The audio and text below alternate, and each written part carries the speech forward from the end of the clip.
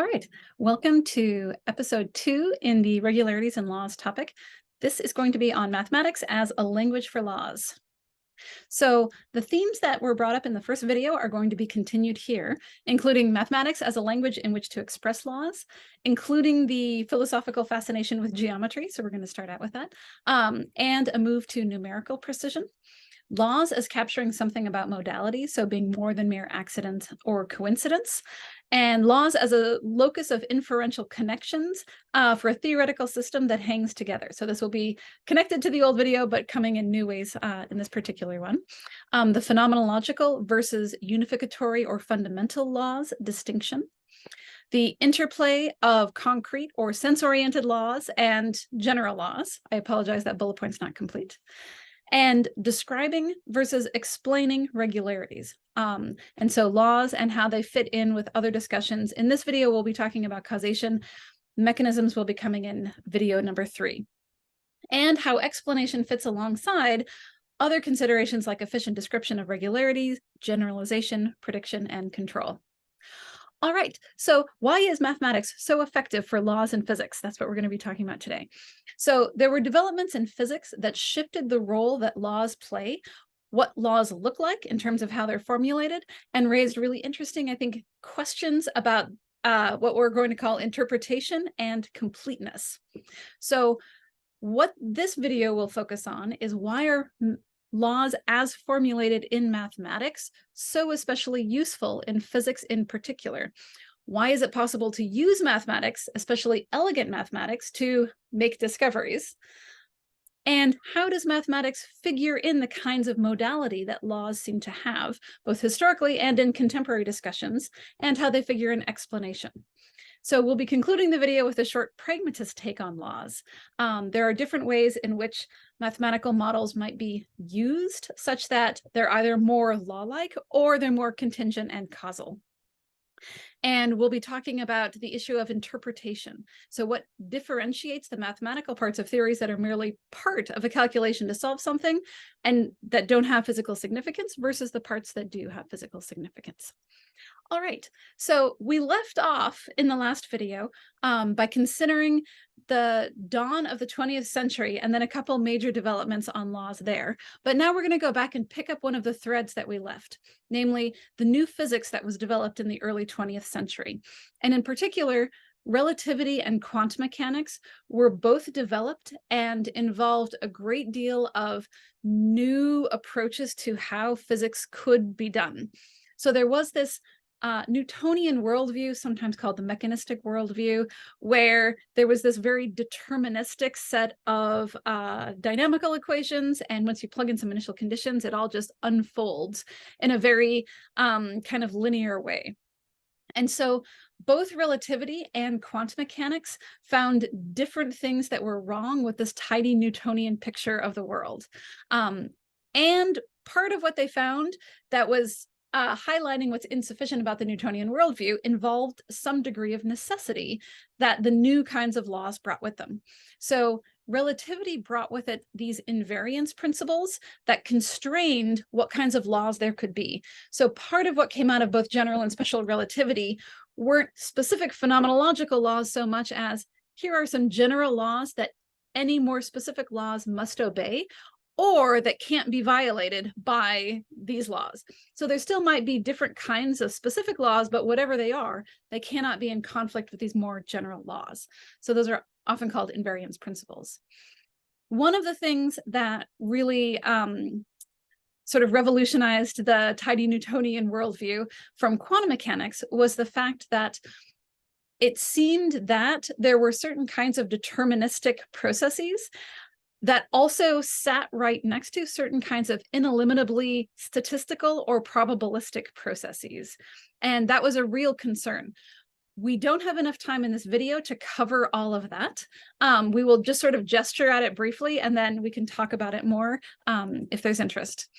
So each of these new developments, relativity and quantum mechanics, required development of new mathematical techniques in order to express the new concepts that were required for the new physics.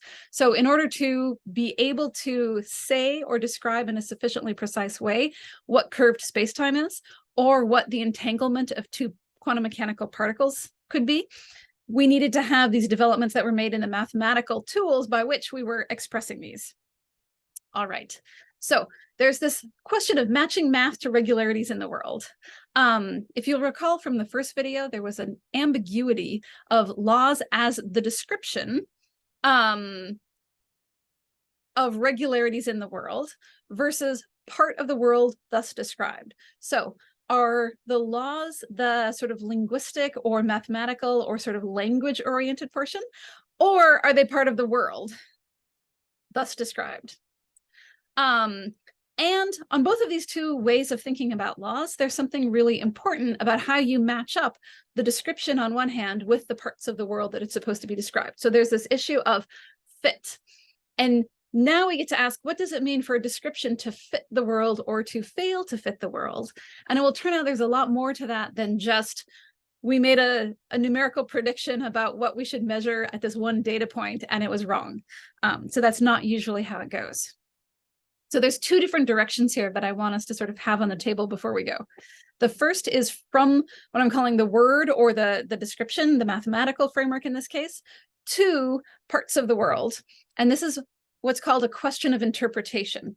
So Einstein continues this thread, we'll see, that we started in the Copernican revolution about the question of when are you just doing a calculation versus when are you doing mathematics that is about something physical in the world. So when you interpret mathematics, you take what you could call pure or general math that isn't about anything except for it's just some math, and then you make it about some particular physical part of the world. All right, so is there some mathematical quality to regularities in the world such that math really is the most apt language in which to describe it? Or is math just what we've come up with and math is the way that it is because we've been using it for this particular purpose?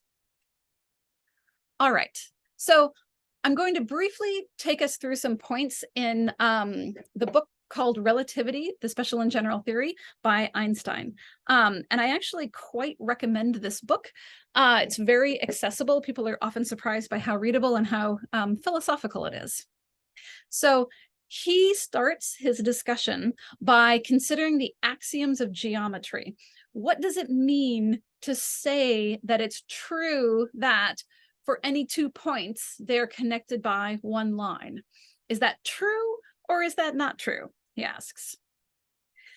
So the physical meaning of these geometric postulates or axioms that we get from Euclid include things like there's a unique straight line that connects any 3 points, or that a plane is defined by 3 points, or the one that's going to be in contention for this, that there's that 2 parallel lines are always the same distance apart. So they neither diverge nor converge as you sort of take the limit to mathematical infinity. So these are the axioms, and there's at this time considered to be 5 of them of Euclidean geometry. And he's like, well, what would it mean to say that they're true or, not true? So he says the truth of geometrical axioms is not only unanswerable using the methods of geometry, but that it is in itself entirely without meaning. So it's not just that you can't answer it yes or no, it just doesn't even mean anything. We cannot ask whether it is true that only one straight line goes through 2 points. We can only say that Euclidean geometry deals with things called straight lines, to each of which is ascribed the property of being uniquely determined by 2 points situated on it. The concept true does not tally with the assertions of pure geometry, because by the word true, we are eventually in the habit of designating always the correspondence with a real object. So true is something that involves a correspondence between something mathematical and some real object. Geometry, however, is not concerned with the relation of the ideas involved in it to objects of experience, but only with the logical connection of these ideas among themselves. So as an example, one way to say something about a triangle is that the internal angles of it are always equal to the angles for half a circle. So we might say that nowadays as it's 180 degrees. So what we say in geometry is this sort of proportional relation. And then we sort of don't think of it as a true thing where we're going to go out and like measure a bunch of triangles and figure out whether or not that's, actually the case. So it would be really peculiar to say, oh, I'm going to check whether or not the interior angles of a triangle add up to 180 degrees by looking at a bunch of examples of triangles in the world and measuring them all exactly, and then adding them up and seeing if in fact they come up to 180 degrees. So it's just kind of the wrong way to think about what the axiom is doing. So in view of the results of these considerations, and here Einstein has just led you through a series of concerns that we're not going to have space for here, but that show how you cannot have basic considerations about that Galileo came up with about the frame invariance of experience or of experiments, along with the fact that the speed of light is always a constant, no matter how it's measured, with the axiom that two parallel lines never converge or diverge. So he leads you through this very nice thing, and we just come around to the consideration that, according to the general principle of relativity, the space-time continuum cannot be regarded as a Euclidean one. So it's not that Euclidean geometry is false, it's just false of the space-time continuum. So we have this idea that there's nothing wrong with geometry, but that there might be other geometries that we have to use if what we're looking for is a fit from geometry onto our actual universe. So this is a really important and interesting move, because the foundation, the unrealized foundation of the Newtonian worldview had been exactly that Euclidean geometry held of it as a matter of obviousness. So this is a really important development. So yeah, we have to give up this axiom about parallel lines. And if we do that, then we're in some sort of non-Euclidean geometry.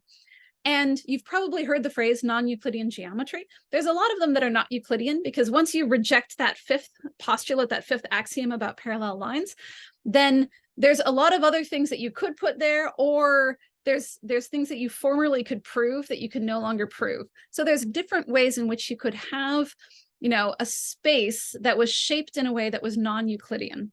But a very straightforward way to think about it is, if you have a balloon and you're doing geometry on the surface of the balloon, then you can have parallel lines that are parallel at some point. But if they go, for instance, from the North Pole to the South Pole, then they in fact converge. So they are genuinely parallel, but also don't meet the fifth postulate. And so we have this new idea of what we need for the mathematics in order for the geometrical axioms to be true of the universe that we're in. All right, so Einstein really had a great deal of philosophical background, and a lot of his readings are very philosophical in orientation. So he takes himself to be participating very actively in the debate between the empiricists and the rationalists that have been going on since, the 1600s. He also made these great developments that were a big influence on further physicists, such as Dirac and Wigner. So both Dirac and Wigner are Nobel Prize-winning physicists, and they were really important in the development, especially of quantum mechanics in the first half of the 20th century. So we're not going to talk about the quantum mechanics here. We're just going to talk about their views about mathematics coming out of their experiences of having developed quantum mechanics. So the works that we're going to be talking about are after they had done their work in the physics. So one other thing that makes these two very useful to discuss at the same time is that they were actually friends with each other, and they apparently discussed this particular issue about the, wow, mathematics is so good at this, that's weird, extensively together for years.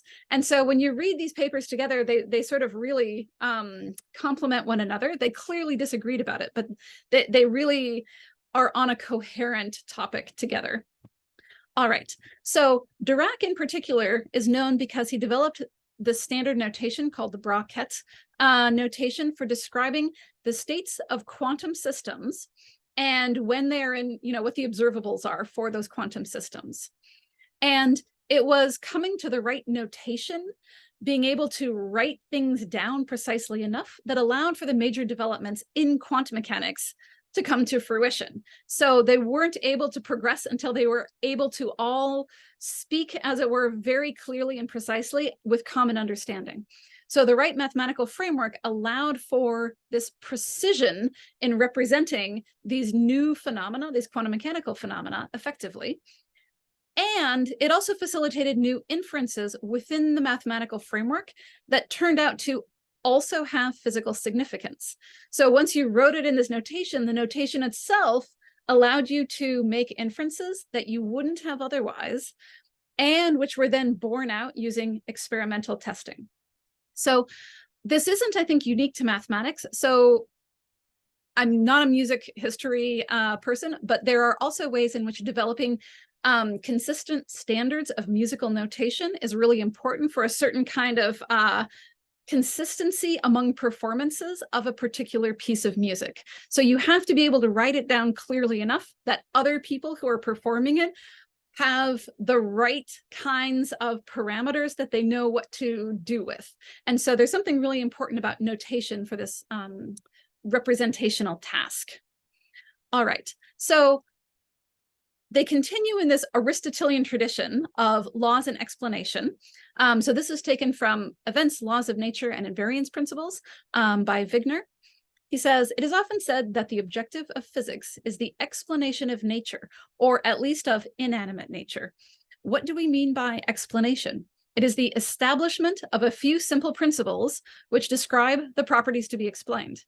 If we could understand something, we should always have the impression that it could not be otherwise. So this is really similar to what Aristotle said. Continuing the quote, it is clear that in this sense, physics does not endeavor to explain nature. In fact, the great success of physics is due to a restriction of its objectives. It only endeavors to explain the regularities in the behavior of objects. And he will later say there's lots of particularities about how things go. And he seems to think that lots of things that are animate have lots of that. You just can't find the regularities aren't there to be found.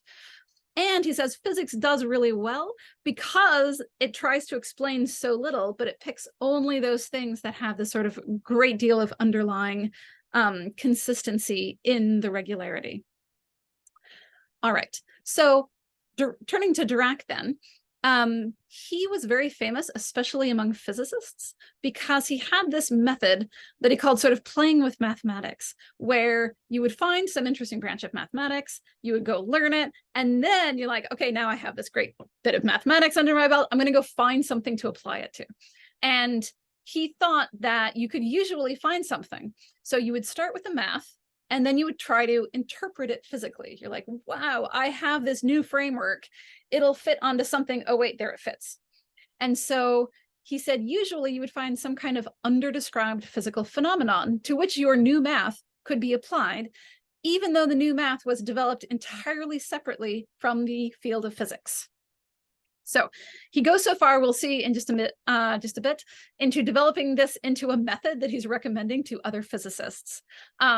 So this is worth noting that he's going past what Poincaré said. If you remember, Poincaré talked about mathematical physics doesn't add to the library. It merely catalogs it and shows you where you're missing things. It shows you what further experiments you could perform, etc. So Dirac is making a much stronger claim where doing the mathematics and the mathematical physics can actually add to the library, in addition to not merely as a supplement for experimentation. One example of this is that he was able to sort of mess around just with the mathematics by, as he described it, sort of not worrying about what it was about. So by sort of semi-detaching it from its physical interpretation. So he looked at the mathematics for electromagnetism and was able to say, well, if I do this really weird calculation over here, then I get to this conclusion that once I sort of bring the physical interpretation back to the theory, says that there should exist a magnetic monopole. So there should be certain conditions under which we can get a magnet that doesn't have two ends. So everyone thought it was a matter of physical necessity that a magnet, by definition, has to have two ends. You have to have a north and a south end. And he's like, well, under these weird conditions, actually the mathematics says you could do it otherwise. And he was able to get to that by sort of detaching it a bit from the physical interpretation. And other people hadn't noticed it because they were very set in the physical interpretation. And everyone, knew that physically it was impossible for that to happen. So everyone was struck by this, and it took a while for them to confirm the existence of the magnetic monopole, but they have in fact, successfully created a magnetic monopole. So he's been fully vindicated in this. All right, so this is taken from Dirac. The physicist, in their study of natural phenomenon, has two methods of making progress. One, the method of experiment and observation, and two, the method of mathematical reasoning. The former is just the collection of selected data. The latter allows one to infer results about experiments that have not been performed.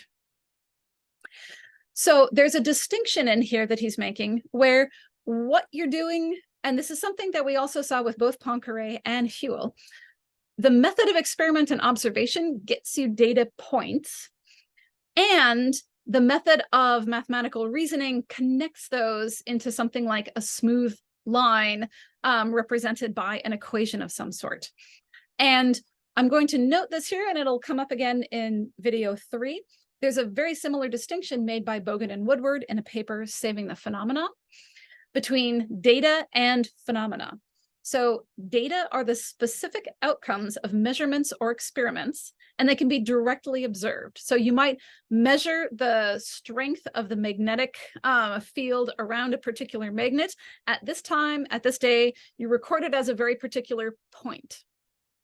And data provides evidence for phenomena, but according to Bogan and Woodward, even though those are what are directly observable, they are not the targets of explanation in science directly. Really, what science is interested in is phenomena.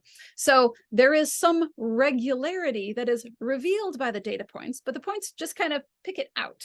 And you still have to connect that with some sort of a line. So the data are the observations that provide evidence for the phenomena, but the phenomena are what the scientists are really after. The data is just kind of the means to get you there. It's not really what things are for. Yeah, so when you explain something, you're not explaining why you got a particular data point on a particular day and time. You're explaining why a certain phenomenon holds, like what accounts for this being a regularity. All right, and Dirac just goes straight into his preferred reason, like, why is mathematics so good when you can play with it like that and make a new discovery? He says, well, there's no logical reason why the second method, the playing with mathematics, should be possible at all, but one has found in practice that it does work and meets with remarkable success. This must be ascribed to some mathematical quality in nature, a quality which the casual observer of nature would not suspect, but which nevertheless plays an important role in nature's schemes. So this is italicized in the original, and it's also worth pointing out this is going to be exactly the thing that Wigner eventually says. You can't just assume that nature is mathematical. Maybe we're just getting really lucky. Maybe there's something fishy going on here. But Dirac's like, wow, math works so well. Obviously, the universe is mathematical in character. So he thinks that this is not merely a superficial feature of the world. It's not just that we conventionally use mathematics or that it's convenient to use it for the purposes of physics. Instead, he thinks it must be fundamental to the universe that it has some sort of mathematical quality in order for us to use mathematics as an instrument of research to find out more things about that very world. So he says, one might describe the mathematical quality in nature by saying that the universe is so constituted that mathematics is a useful tool in its description. However, recent advances in physical science show that the statement of the case is too trivial. The connection between mathematics and the description of the universe goes far deeper than this. So he considers a thought that's often offered, and it has been a topic of discussion more or less since, I don't know. I think Aristotle discussed it, but definitely Aquinas. But he thinks that there is this recognized principle of simplicity for laws.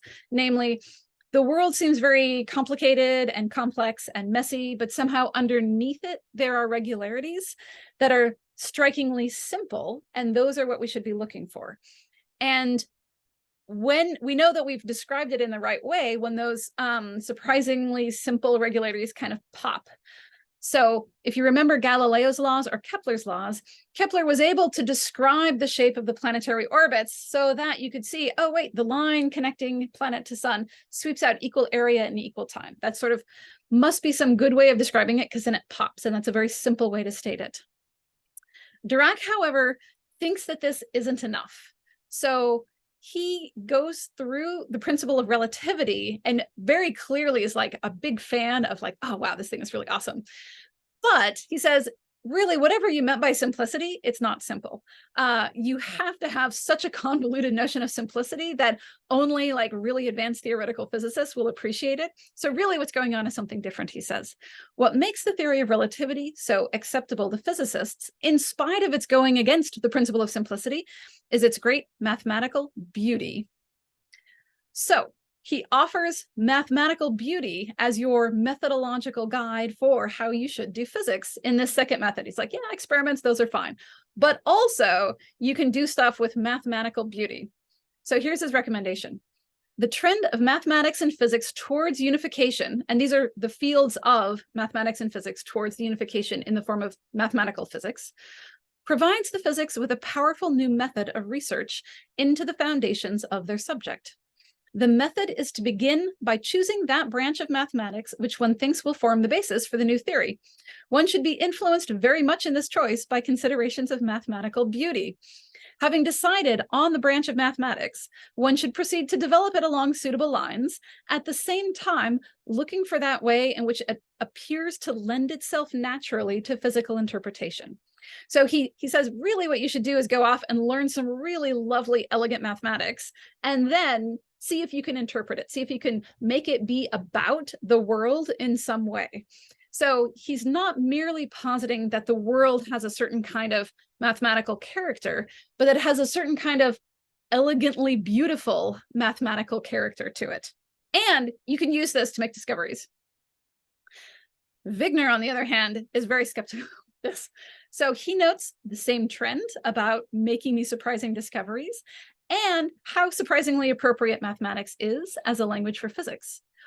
But he's really skeptical. He's like, we don't actually know why it works so well, and there could be other reasons than the world is just deeply mathematical. So why should it happen to be that the universe is structured according to exactly the rules of the game that humans happen to find pleasing, namely in mathematics?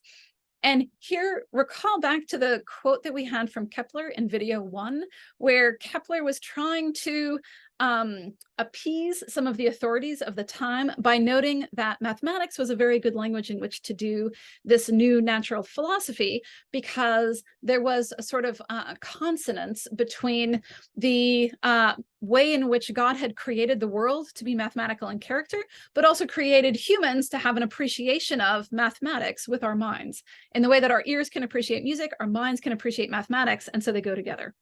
And that's exactly what Wigner is not willing to say. All right, so the first point, and he wants to sort of show us a certain kind of tension. The first point is that mathematical concepts show up in entirely unexpected connections. Moreover, they often permit an unexpectedly close and accurate description of the phenomena in those connections. Secondly, just because of this circumstance, and because we do not know the reasons of their usefulness, we cannot know whether a theory formulated in mathematical concepts is uniquely appropriate. And he makes this point elsewhere in this paper too. The paper being The Unreasonable Efficacy of Mathematics. The first point is that the enormous usefulness of mathematics in the natural sciences is something bordering on the mysterious, and there is no rational explanation for it. Second, it is just this uncanny usefulness of mathematical concepts that raises the question of the uniqueness of our physical theories. And here he wants to say, look, math is so good that we should be worried because it is too good. What if, like lots of other different kinds of mathematical theories would have worked just as well? Are we really finding out about the world using the mathematics, or are we just using a tool that works no matter how you use it? So on the one hand, he thinks of mathematics as a special kind of game. He's like, look, we have rules, and then we play by those rules, and then we invent a new rule, and then we show what we can do. And really, mathematics, as we'll see in just a minute, he thinks is for people to show off how clever they are. Why should it be that the things that we find fun to do as essentially like really fancy versions of puzzle solving, why should it happen to describe the universe so well that we can use it to make discoveries that we would not otherwise have made?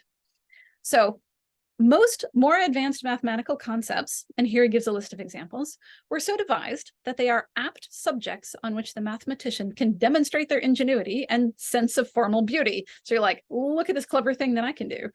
In fact, the definition of these concepts, so the new concepts like a Borel set, with a realization that interesting and ingenious considerations can be applied to them, is the first demonstration of the ingeniousness of the mathematician who defines them. You're like, I'm going to define this new kind of set and look at the nifty things that I can do with the set once I define it. The great mathematician fully, almost ruthlessly, exploits the domain of permissible reasoning and skirts the impermissible.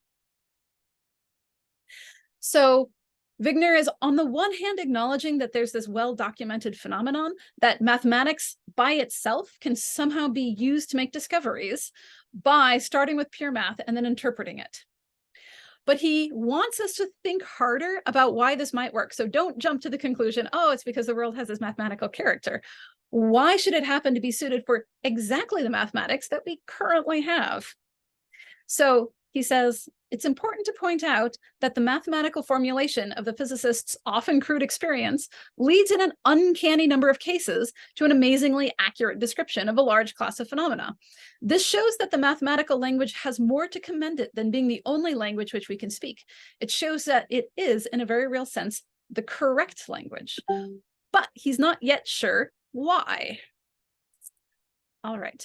He wants to offer this sort of skeptical concern in almost direct opposition to Dirac's sort of naive optimism about it. So he says, we're in the position similar to that of a man who is provided with a bunch of keys and who, having to open several doors in succession, always hit on the right key in the first or second trial. He became skeptical concerning the uniqueness of the coordination between keys and doors. So he's like, look, it's true that these keys always open the doors that we need to open. But really, couldn't we have just used any key because they all seem to work as soon as we try using them?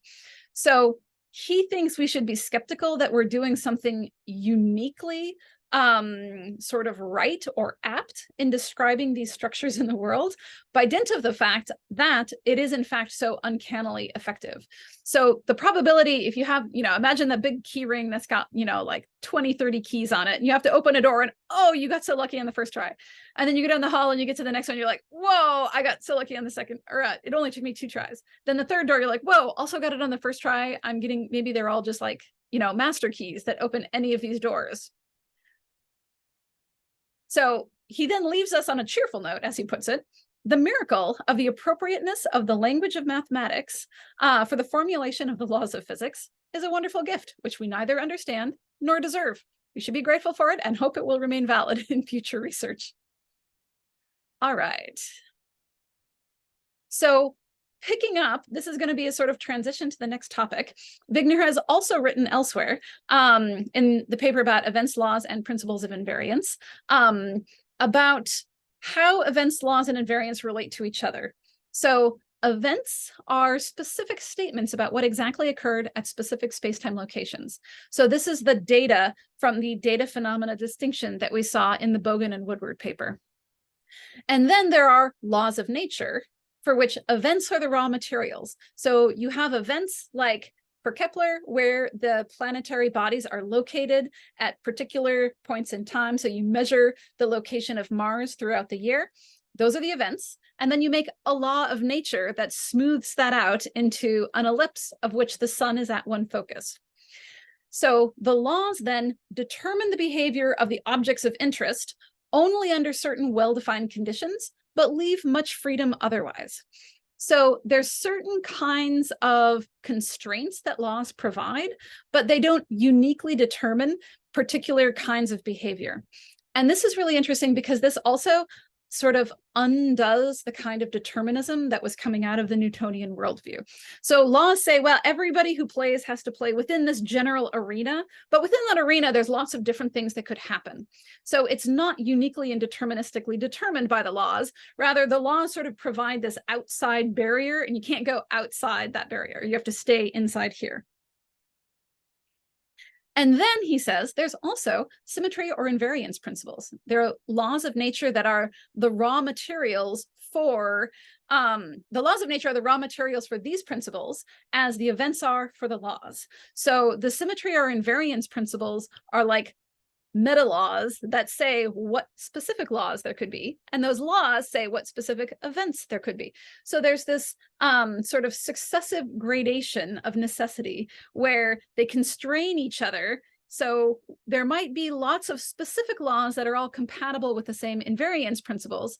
So knowing the invariance principle doesn't tell you what the actual laws are. You still have to do some work there, but it does tell you that certain things couldn't be a law because they're incompatible with the invariance principle. All right, so to be touchstones for laws of nature is probably the most important function of invariance principles. So it's what we go to say, am I getting this law of nature correct in its formulation? Is it compatible with the relevant symmetry or invariance laws? It is not the only one. So in many cases, consequences of laws of nature can be derived from the character of the mathematical framework of the theory, together with the postulate that the laws, the exact form of which need not be known, conform with invariance principles. The best known example is the derivation of conservation laws for, and then he goes through along like linear momentum and angular momentum and energy and lots of other things.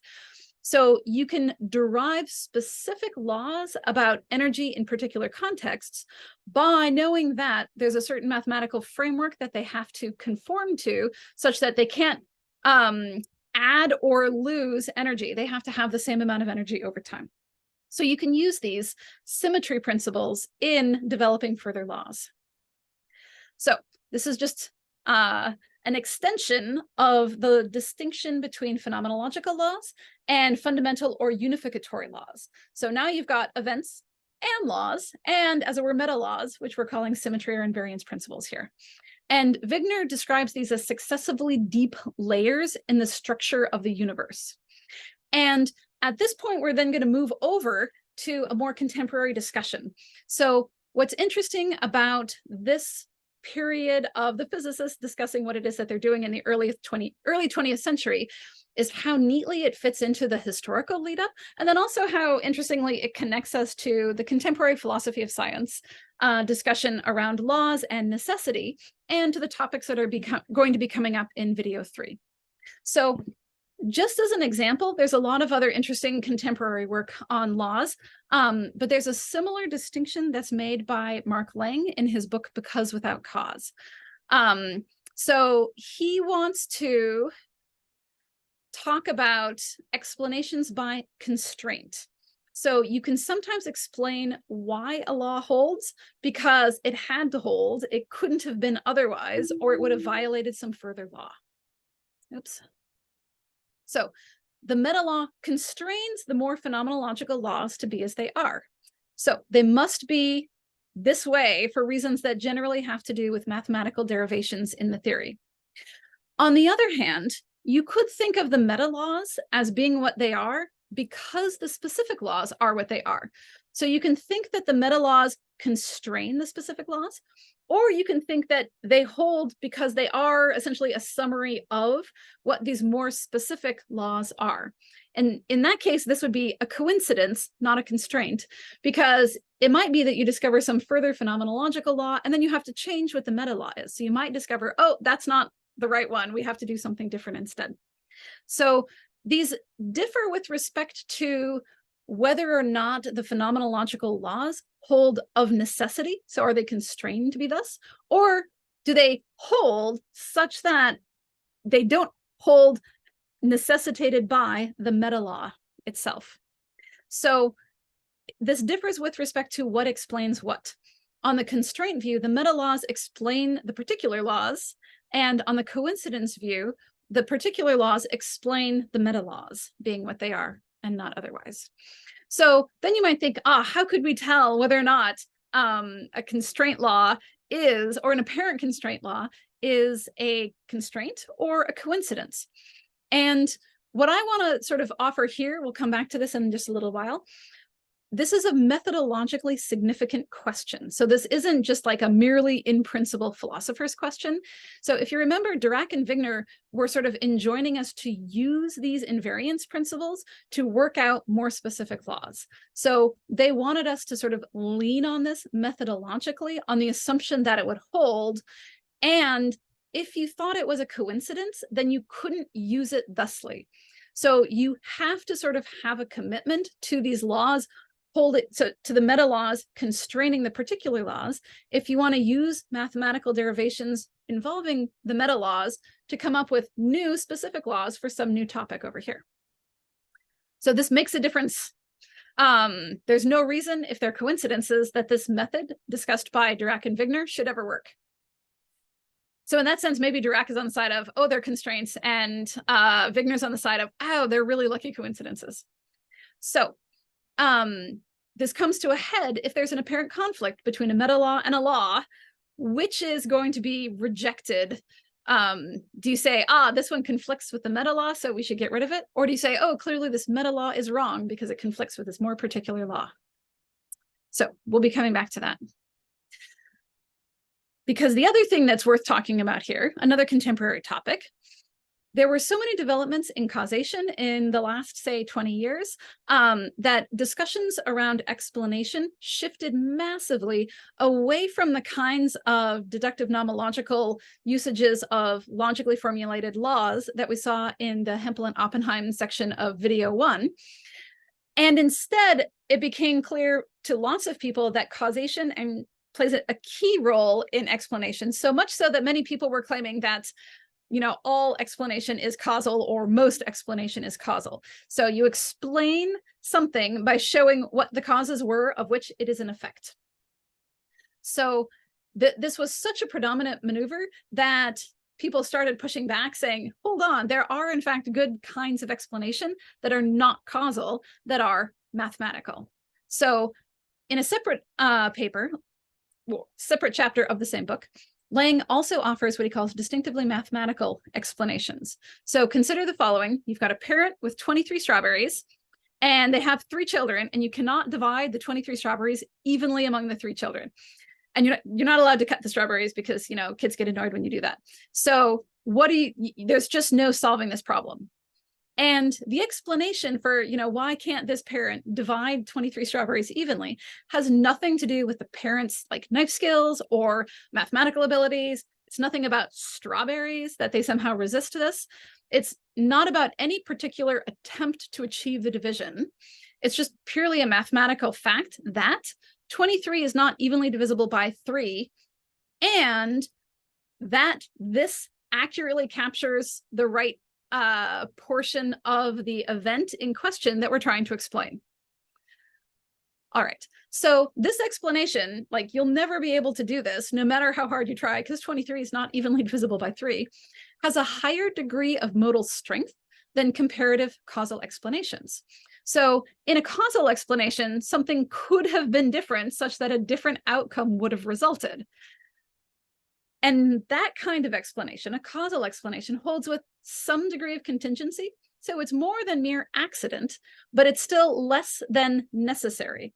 So let's say you've got the parent trying to divide 1 strawberry evenly in half, and then the children protest because the 2 halves are not even, because the knife was dull and it sort of squashed more strawberry over here than over there. That's a kind of causal explanation where you can talk about, doing it with a sharper knife would have resulted in a better division. For the distinctively mathematical explanations, there just is no causal scenario in which you could have solved this problem. It just doesn't exist. So it's stronger than every time you use a dull knife, you're not going to succeed. It has a higher degree of modal strength. All right, so Lang says, I will suggest that distinctively mathematical scientific explanations work by appealing only to facts, including but not always limited to mathematical facts, that are modally stronger than ordinary laws of nature. together with contingent conditions that are contextually understood to be constitutive of the arrangement or task at issue in the why question. So to sort of break this down, he's saying, look, distinctively mathematical explanations have mathematical facts with some interpretation that make them about the thing to be explained. So you still have to interpret 23 is not evenly divisible by 3 in order to get to an explanation of the scenario involving strawberries. All right, so lots of causal explanations, lots of other kinds of explanations involve mathematics. So the question is, how can we differentiate explanations where the math and not the causal explanations that are described mathematically are doing the work? Is there some sort of built-in or individually identifiable marker, like, oh, here's a little thermometer and we're going to test the modal strength of this claim right here for descriptions of regularities, so that we can use this to differentiate the causal ones from the distinctively mathematical ones? So when is it the causal one doing the work and when is it not?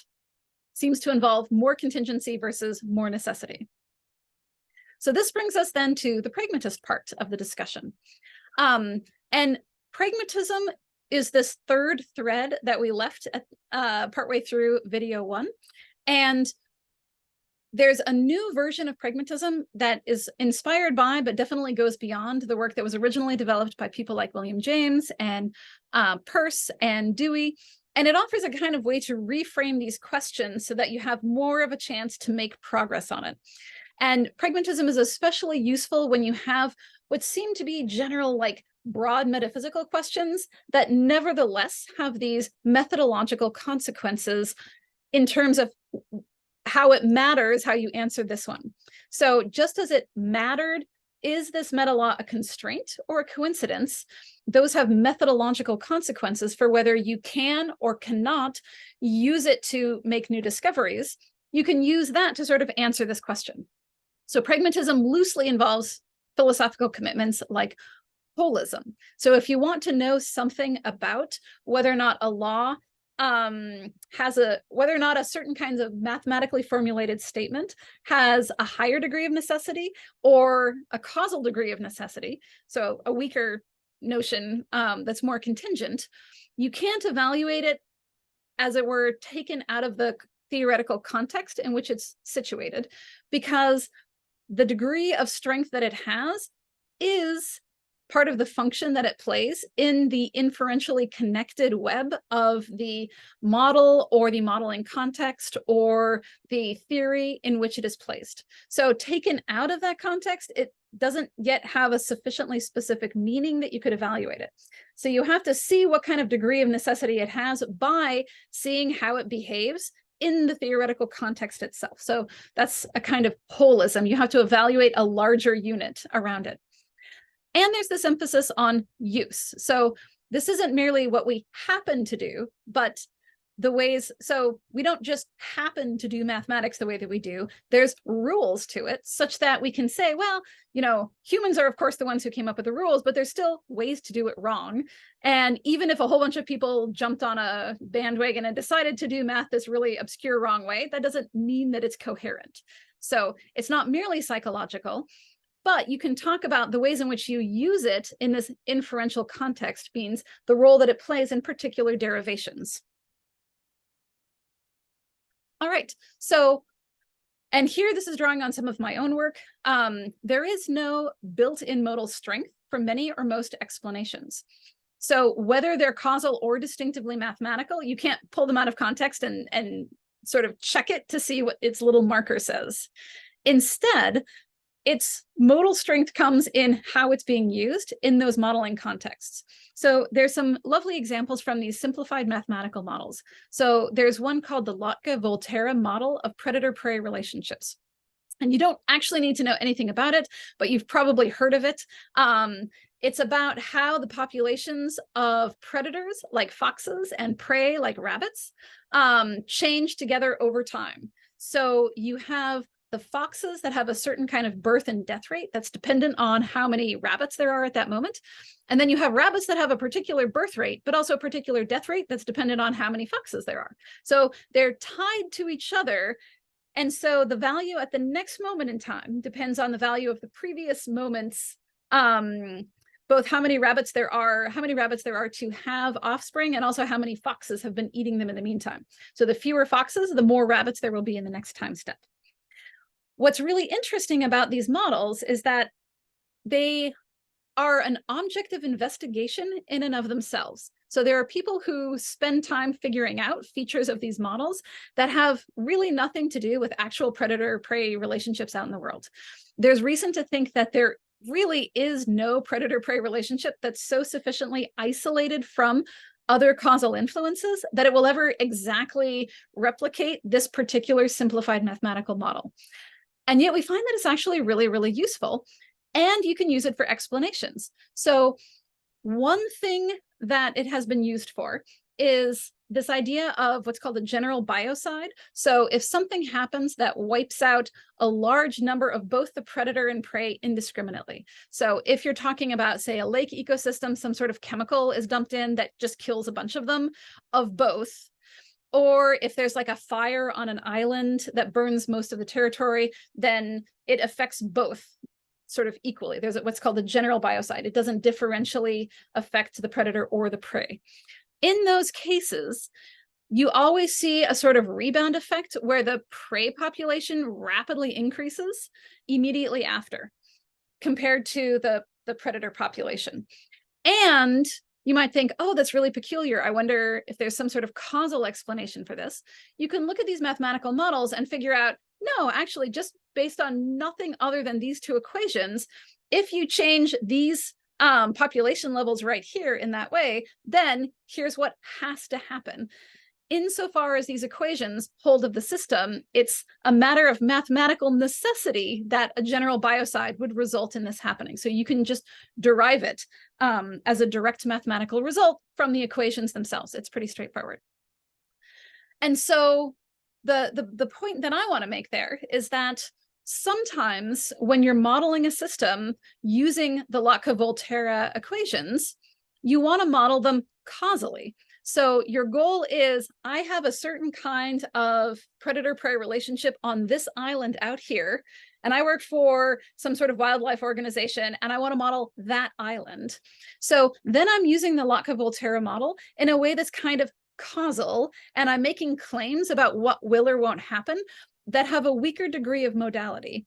And you can tell because when there's conflict between the equations and the system in the world, then you leave the equations behind, because what you're trying to do is model this particular system in the world. So you reject that as a good fit. The mathematical equations don't fit onto here. And so we're going to keep the system and go looking for a new set of equations.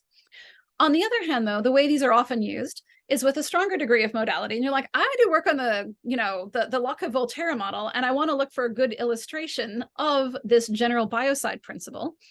And then you go looking for a system in the world onto which your mathematical model will fit. And if you find one that you think will work, and then it turns out it doesn't fit, then you don't reject the equations. What you do is you just get rid of that particular system because it's not what you were looking for. It's not the right physical interpretation for the mathematical point. So you can take the same model and use it in these two different ways, and you will then have different degrees of modal strength associated with the conclusions that you draw. So when you're using it in this mathematical way, claims from the theory will hold of higher necessity before we even know that there are any examples of such a system. So before we ever find an example of a general biocide, we know what's going to happen. And in fact, we'll know that we found an example of general biocide because this is the thing that happens. So you can use the same model either way. The model doesn't have a built-in modal status. It can be treated or used one way or another. But this is a kind of pragmatist, like new pragmatist notion of usage. It's not just that we happen to use it that way as a psychological fact. It's that, no, really, mathematically, once you define what the rules of mathematics are, this is a sort of a consequence that falls out of it. And this is very similar to Dirac's point about going looking for something physical to interpret the mathematics. So he's offering something that's much more like this mathematical interpretation. you start with the equations and then you go looking for something to which it applies. And if it didn't unlock the first door, you're like, well, that was the wrong door. We're going to go to the next door, and I bet it unlocks that one. And so you have this sort of usage where you start with the math and then try and physically interpret it. And you can then see why you would already know something about the part of the world about which you're interpreting it before you even figure out which part of the world you want to apply it to. All right, so there's a similar point that can be made about whether a meta law is a constraint or a coincidence, namely, how are we using it and what happens when there's some sort of tension between them. So if you have a new, apparently empirically supported specific law and some sort of existing meta law, and they disagree with one another, what do you do? And the answer is it's going to really depend on further mathematical details. If you think the meta law is a constraint, then you should be suspicious of the new law and look for ways to reformulate it. And, oops. I apologize. And if there's a conflict and you think it is a coincidence, then what that means is that you keep the empirically well-supported specific law, and you have to reformulate what the existing meta law is. And there are cases where we thought there were invariance principles, and then we've decided, nope, this is not actually an invariance principle, something violates it. So then it comes down to very specific details about the mathematics and the justificatory status of the specific laws in question. All right, so connecting these meta laws as constraints versus coincidences and the different kinds of modal strength that are associated with the distinctively mathematical and causal explanations is one of the things that comes out of a pragmatist approach to thinking about laws. So it offers this holist way to evaluate laws and explanations in terms of use, both in terms of how these laws fit onto the world and how they cohere as mathematically consistent models, even considered sort of lifted off the world and the physical interpretation just a little bit. I will also note that there are other ways of using the term pragmatism associated with what's called the neo-Humean approach to laws, and we'll be discussing that in video 3. But I'm taking this different pragmatist approach here. So something is a constraint, a law is a constraint, when it can be used as a constraint.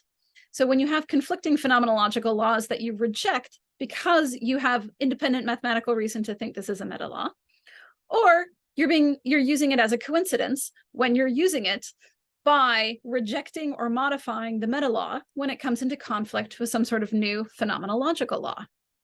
So there are really interesting, usually mathematical reasons into why a law is treated one way or another. And so we're sort of taking a shortcut. So it's not just however we treat things is the right way to do it.